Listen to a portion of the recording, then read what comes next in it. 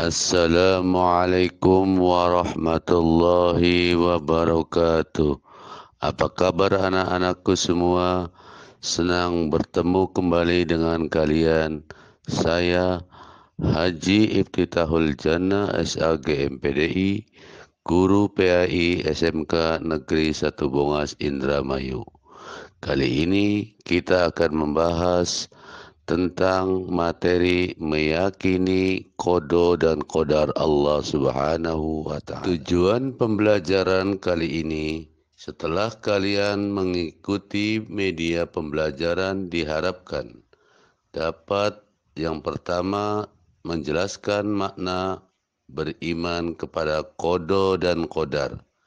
2. Mengidentifikasi tanda-tanda qada dan qadar. 3.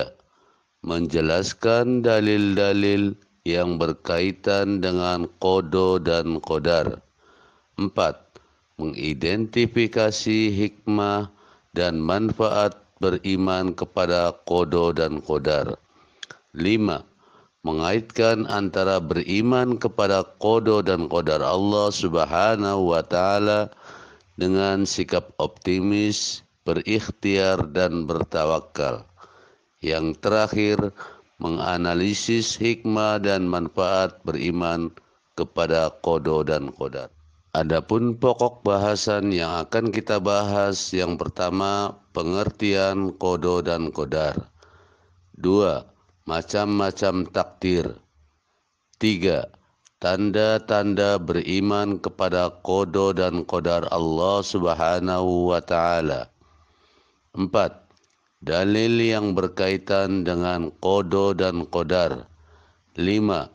Hikmah beriman kepada qada dan qadar Allah Subhanahu wa taala. Pokok bahasan yang pertama yaitu pengertian qada dan qadar Allah Subhanahu wa taala. Adapun pengertian qada dan qadar, menurut bahasa, qada berarti hukuman, keputusan, ketetapan, perintah, kehendak, pemberitahuan, penciptaan, mewujudkan atau menjadikan.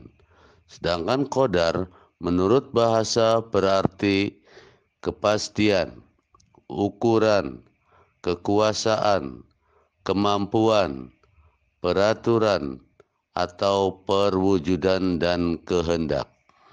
Sedangkan qada dan qadar menurut istilah ialah qada adalah ketetapan Allah Subhanahu wa taala.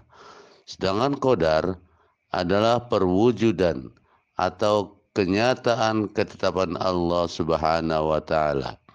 Jadi, iman kepada qada dan qadar berarti percaya dan yakin dengan sepenuh hati bahwa Allah Subhanahu wa taala telah menentukan segala sesuatu yang akan terjadi untuk makhluknya.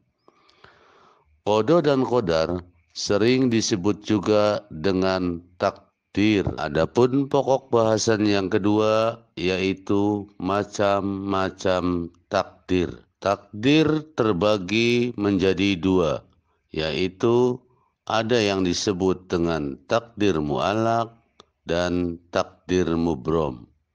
Sedangkan yang disebut dengan takdir mu'allaq adalah ketentuan Allah yang mengikut sertakan peran manusia melalui usaha atau ikhtiarnya. Dalam hal ini, manusia diberi peran untuk berusaha. Adapun hasilnya akan ditentukan oleh Allah Subhanahu wa taala. Sedangkan arti dari takdir mubrom adalah ketentuan mutlak dari Allah Subhanahu wa taala yang pasti berlaku dan manusia tidak diberi peran untuk mewujudkannya. Yang ketiga adalah tanda-tanda beriman kepada qada dan qadar Allah dalam pembahasan ini. Ada beberapa tanda-tanda beriman kepada qada dan qadar Allah Subhanahu wa taala. Di antaranya: 1. Ikhlas, ridho, lapang dada, dan berjiwa besar dalam menerima segala sesuatu yang berhubungan dengan qada dan qadar Allah. 2. Senantiasa berikhtiar. 3. Memiliki etos kerja yang tinggi. 4. Senantiasa berdoa untuk menggapai suatu tujuan. Selanjutnya, memiliki sikap selalu bersyukur ketika mendapat nikmat dari Allah Subhanahu wa taala.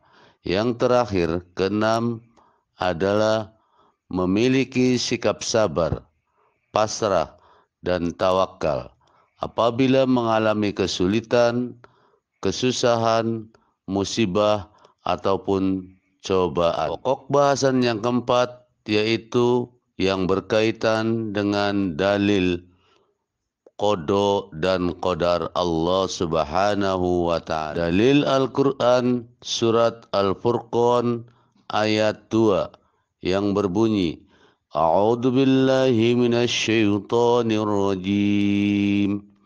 Bismillahirrahmanirrahim.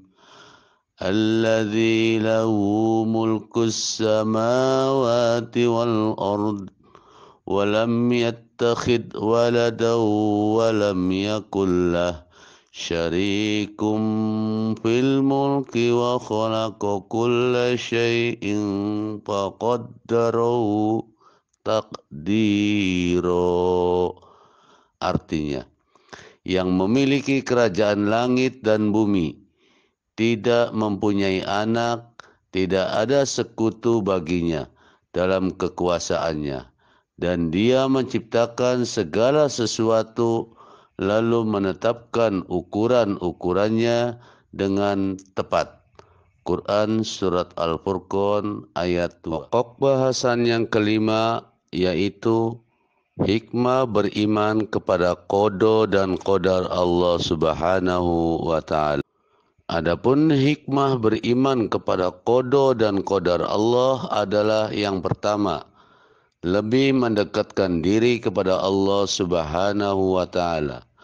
2. Melatih diri senantiasa ikhlas, ridho, lapang dada, dan berjiwa besar dalam menerima segala sesuatu yang berhubungan dan qada dan qadar Allah. 3. Melatih diri untuk senantiasa berusaha dan bekerja keras secara maksimal. Selanjutnya, yang keempat, melatih diri senantiasa bersabar ketika terkena musibah atau cobaan. Selanjutnya, melatih diri senantiasa bersikap husnudzon kepada Allah. Selanjutnya, melatih diri senantiasa memiliki jiwa yang tenang. Dan yang terakhir adalah melatih diri senantiasa bertawakal kepada Allah setelah berikhtiar dengan maksimal dan berdoa. Demikian materi kali ini tentang meyakini qada dan qadar Allah. Saya ucapkan terima kasih. Jangan lupa like, komen, dan subscribe. Assalamualaikum warahmatullahi wabarakatuh.